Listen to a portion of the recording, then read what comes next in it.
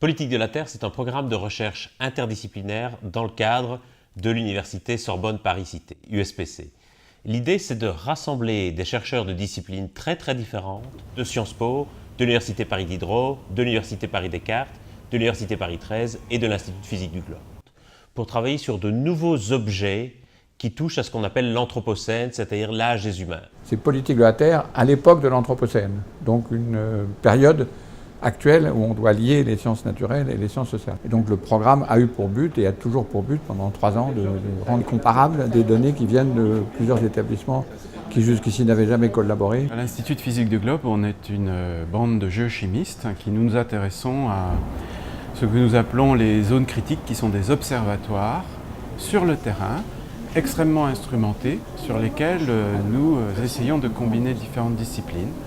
Ça va de l'hydrologie, ça va de la géochimie, ça va de la géophysique. Donc l'idée c'était de rendre comparables des ensembles de données qui jusqu'ici n'étaient pas comparables et d'essayer, si c'est possible, donc d'imager la situation dans laquelle nous nous trouvons. Je suis directrice de recherche au CNRS, directrice d'un laboratoire qui s'appelle le LADIS, entre géographes, sociologues, et qui travaille sur les questions de dynamique sociale et de recomposition des espaces dans le cadre de politique de la Terre et en lien avec mes collègues de Sciences Po. Et il s'agit bien entendu de travailler sur le rapport entre inégalités socio-environnementales et mobilisation sociale. Mon métier, c'est statisticien, mathématicien et politologue. Cette double casquette me permet d'intervenir dans ce programme politique de la Terre, dans la partie, comme le disait bien Nathalie, d'analyse des inégalités territoriales, qu'elles soient sociales, environnementales, politiques, et les conséquences, et ses conséquences. Je suis spécialiste de l'analyse de données, et notamment des données textuelles. Je travaille dans Politique de la Terre sur l'axe 3 avec Jean Chiche et Nathalie Blanc qui viennent de se présenter à l'instant. J'agis comme un agent double entre les sociologues, géographes, les statisticiens et les qualitatifs et les quantitatifs. Je suis maître de conférences en sciences politiques à l'Université Paris 13 où je dirige le Master 2 Coopération internationale et ONG.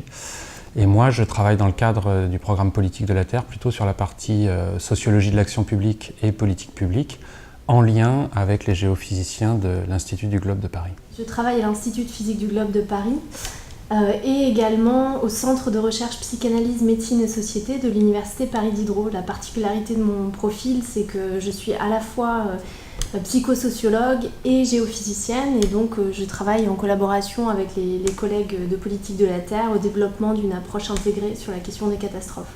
L'intérêt du programme, c'est précisément de pouvoir dépasser un peu les carcans disciplinaires avec lesquels les chercheurs ont souvent l'habitude de travailler, et ça c'est vraiment intéressant.